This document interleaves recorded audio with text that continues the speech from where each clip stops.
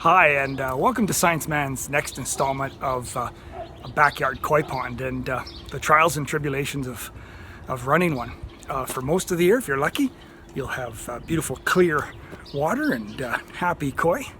But the challenges of operating a pond such as this in a cold climate means that it's pretty much left unattended for, well, looking at northern Alberta winter, you're talking about never-ending winter, many months.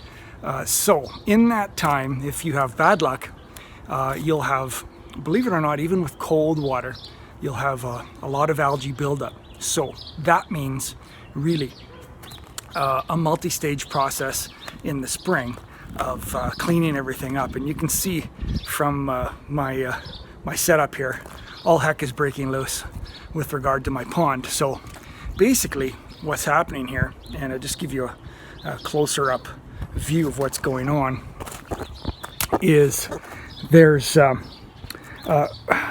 step one is to pump out all the water, and I do that simply by connecting a hose to the outlet stream of my pump, my main pump, and that hose is just dumping the water out onto the lawn. Then what I do is I scrub and really just get on my on my chest. Now, if you're smart, you'll get a something to attach a scrub brush to. Make sure you're not using something that has been previously used with soap. Soap in your fish pond is a no-no. So you're really just scrubbing with elbow grease.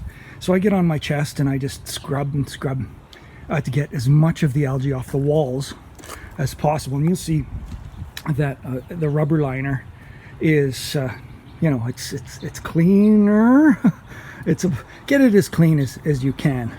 I just leave the fish in while I'm emptying the water and while I'm cleaning. Koi are very tough. You'll look, you can see them swimming around in there. It's a lot easier to catch them when the water is lower anyway. So once you've got a couple of inches of water left, then what I do is I scoop them out with a net and I just place them in some clean water.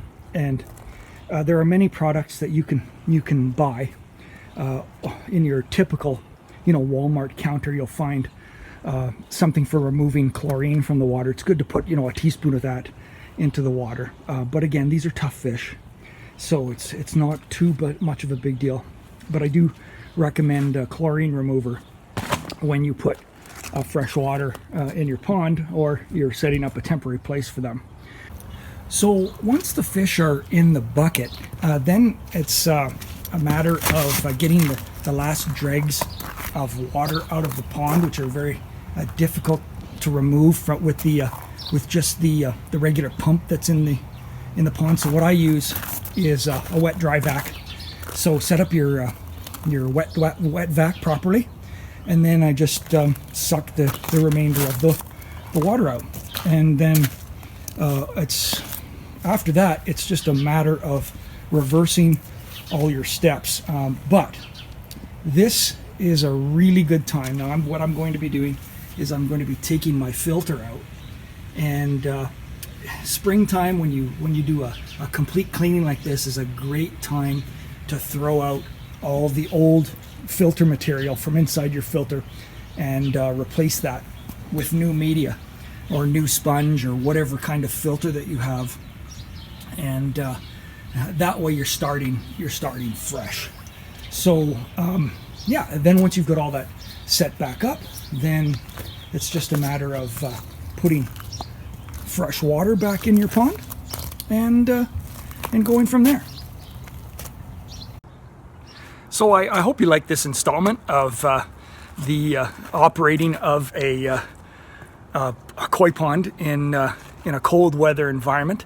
One thing that I didn't mention is once you have all your water replaced, and remember putting in a little bit of that chlorine treatment, and you got your fresh brand new filter in, what you're going to want to do is look at all your additional features and then see if you want to start them up I have a river and some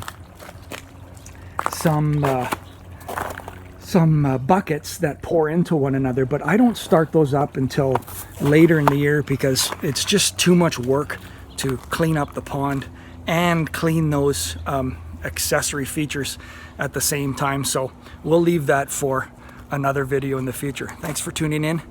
Don't forget to subscribe. Thanks a lot.